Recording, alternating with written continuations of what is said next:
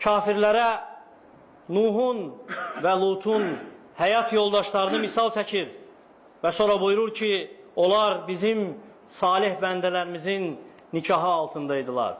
Onlara xəyanət etdilər, yəni iman etmədilər və sonra buyurur ki, bu onlara Allah yanında heç bir fayda vermədi.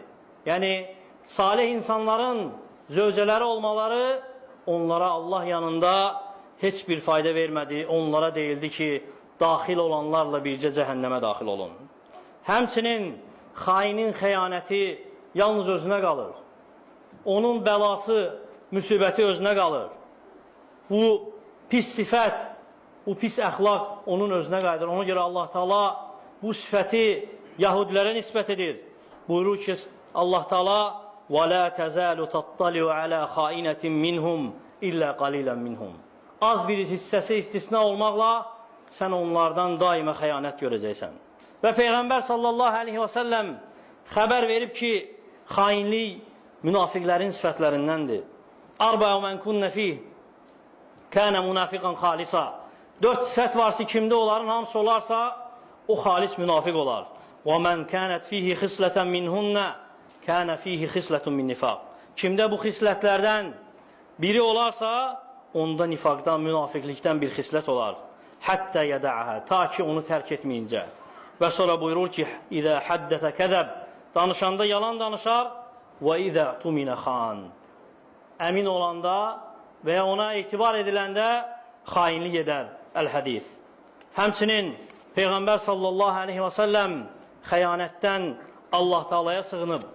Buyurub ki, Allahumma inni əuzu bikə minəl-cu'i fə innəhu bi'səd-daci' və əuzu bikə minəl-xiyanəti fə innəhə bi'səl-bitana.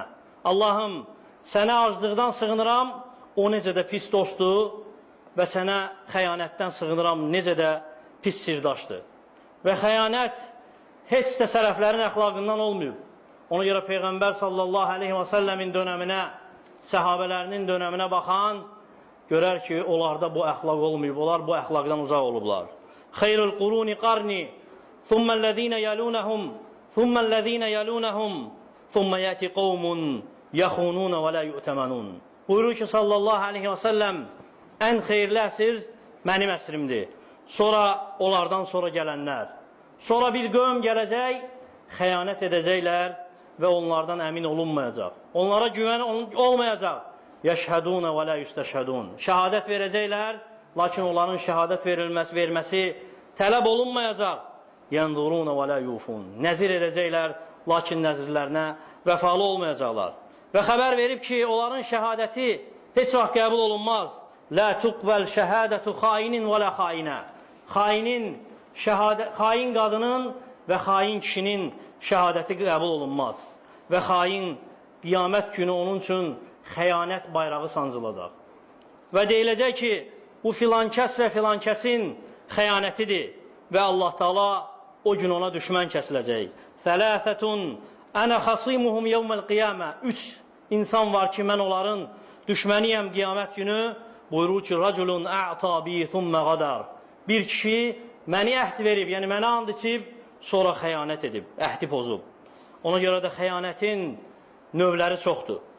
Və xəyanətin növlərindən etiqadda xəyanət, yəni tohid və imana xəyanət. Hansı ki, bu tohid və iman fərdin və cəmiyyətin boynunda əmanətdir və ona şirk və küfürlə xəyanət edilir. Həmçinin xəyanətin növündən Allah və elçisinə xəyanət. Allahın və elçisindən itayətindən çıxmaqla xəyanət. Allah və elçisinə istehza etməklə xəyanət. Allah və elçisinin şəninin aşağı salınması ilə xəyanət. Həmçinin sünnəyə xəyanət. Bidət və xurafatlara əməl etməklə sünnəyə xəyanət etmək. Bidət və xurafatların cəmiyyətdə yaymaqla və ya onun yayılmasına göz yummaqla xəyanət. Həmçinin bu dində şək etmək, bu dinin sabitliyində, qətiliyində, əsaslarında şək etmək, bu da xəyanətin növlərindəndir. Həmçinin bu dinin daşıyıcılarına tən etmək, xəyanətin növündəndir, xüsusən də səhabələrinə və sonra onlardan sonra gələn alimlərə tən etmək xəyanətdir.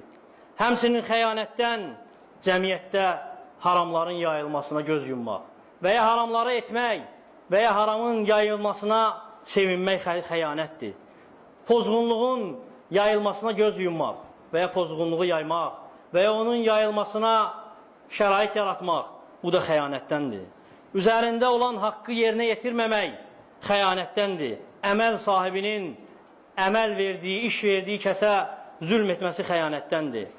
Öz vəzifəsindən istifadə edib, sui-istifadə edib özü üçün və ya yaxınları üçün bu vəzifədən, bu işdən mənfəət götürmək xəyanətdəndir. Toplumun, cəmiyyətin malına xəyanət etmək, malını ələ keçirmək xəyanətdir. Həmçinin insanların malını batilcəsinə yemək xəyanətdir.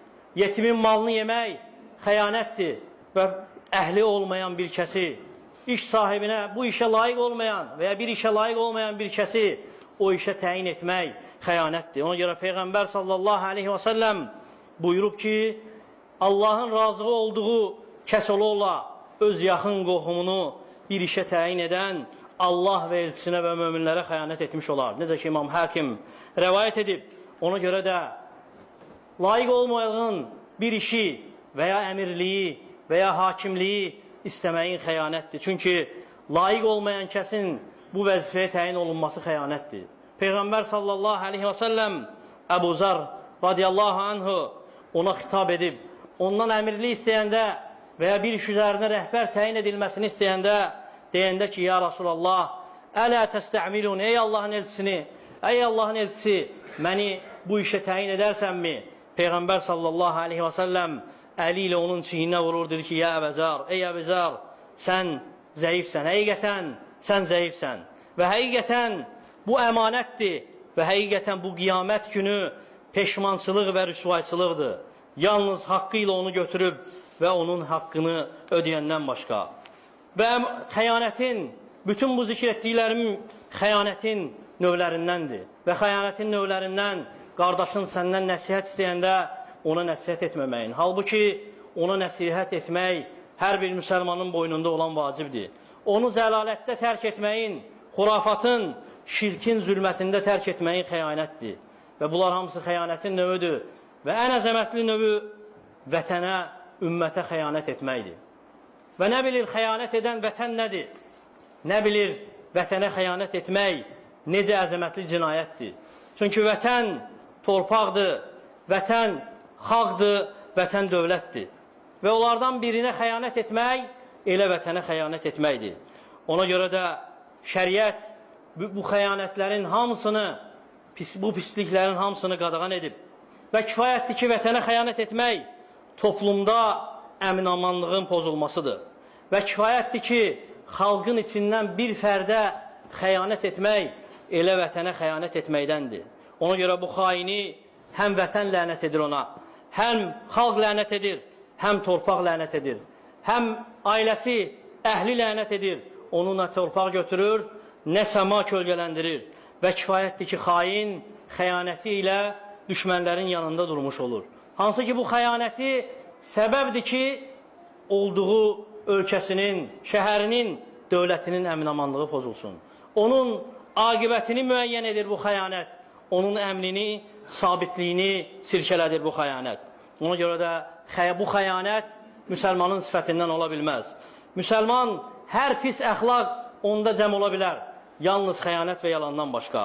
Ona görə də yer üzərində səninlə bu vətəndə yeyib-içib yatan, əmin-amanlıqda gəzən və lakin köksündə xəyanəti gizlədən insandan ən rəzil, ən şər insan ola bilməz. Hətta zalimlar, hətta kafirlər, hətta Məkkə müşrikləri belə bu xəyanəti pisləyirdilər. Hətta dövlətləri işğal edən Hitler belə ölümündən qabaq ondan soruşanda ki, insanların içərisində qarşılaşdığın ən rəzil insan hansıdır? Cavabında demişdi ki, öz ölkələrini işğal etməkdə mənə kömək edən insanlar, gördüyüm ən rəzil insanlar olardı. Və Məkkə müşrikləri də xəyanəti ən rəzil əxlaq hesab edirdilər.